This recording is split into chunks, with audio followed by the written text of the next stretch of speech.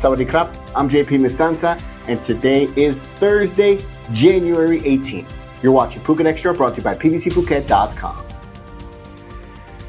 The Phuket Tourist Police had a very busy 24 hours this week, with about 18 incidents reported in that time, with a range of issues needing resolution involving tourists on Wednesday.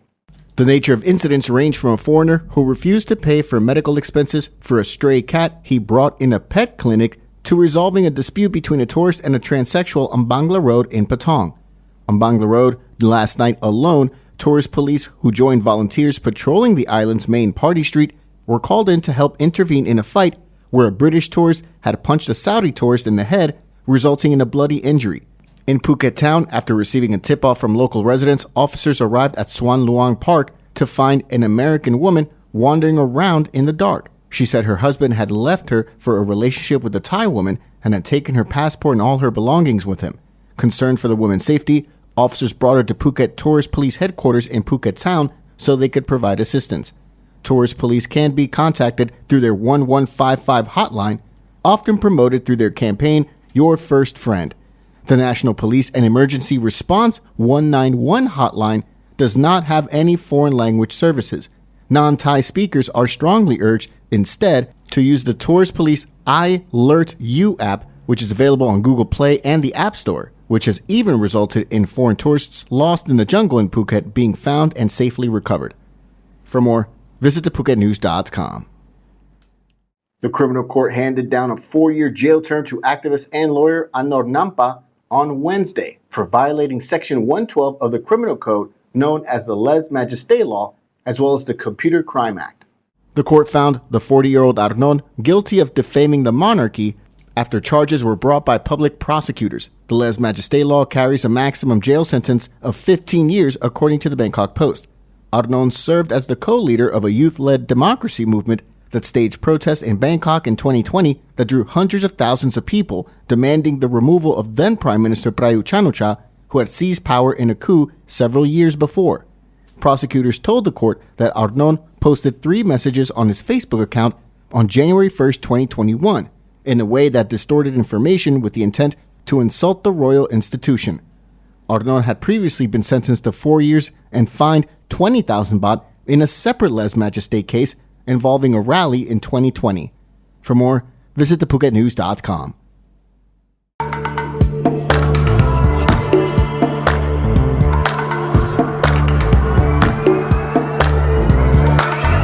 I was sure that it'll be easier to clear you from my mind. I wish you fall out from the window, take a bad trip to the ground.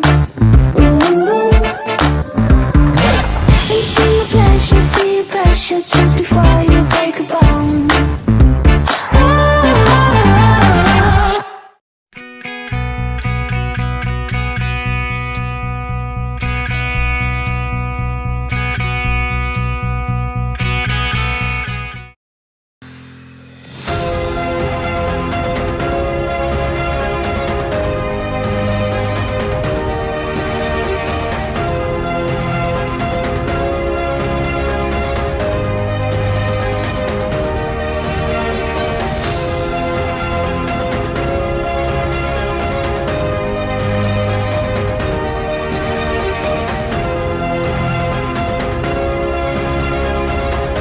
Privacy concerns are paramount when it comes to the government, especially after a recent report revealed that over 5,000 organizations in Thailand failed to protect personal data, and just over 4,800 of these are government agencies.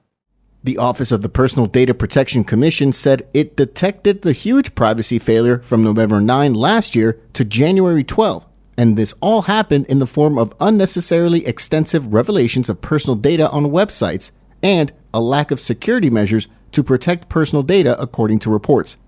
The 4,886 government organizations found deficient in the privacy arena were in both central and local government. It had already informed and told them all to fix the loopholes. The office also said that it closed 23 Facebook accounts that illegally traded in personal data in Thailand, and its investigation led to the arrest of 5 traders. For more, visit the link in the description. The 500 billion baht digital wallet handout scheme, which was set to be implemented this coming May, may be delayed, according to the Deputy Finance Minister. The scheme is one of the big campaign promises from the now ruling Pheu Thai party in the lead up to last year's general election.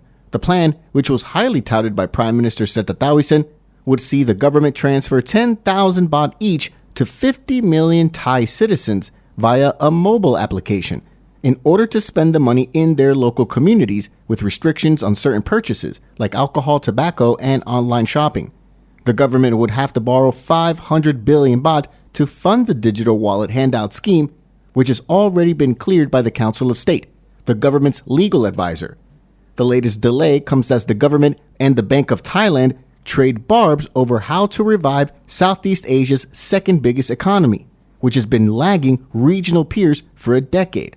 Earlier this week, amid calls from Prime Minister Srettha and his government to lower borrowing costs, the BOT said adjusting interest rates could not be a quick fix for an economy that is weighed down by external factors like weak demand for its exports. For more, visit the link in the description.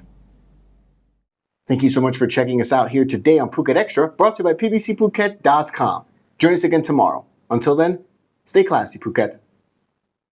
Phuket's rapid modernization has made it one of the world's premier holiday destinations. Investors can still buy quality condominiums for as low as $75,000 and luxury properties can go all the way up to 20 million. Condominiums in Phuket are a safe, secure bricks-and-mortar investment offering foreigners freehold ownership. Call or email Thai Residential, Phuket's #1 trusted real estate advisor, to find your perfect Phuket property.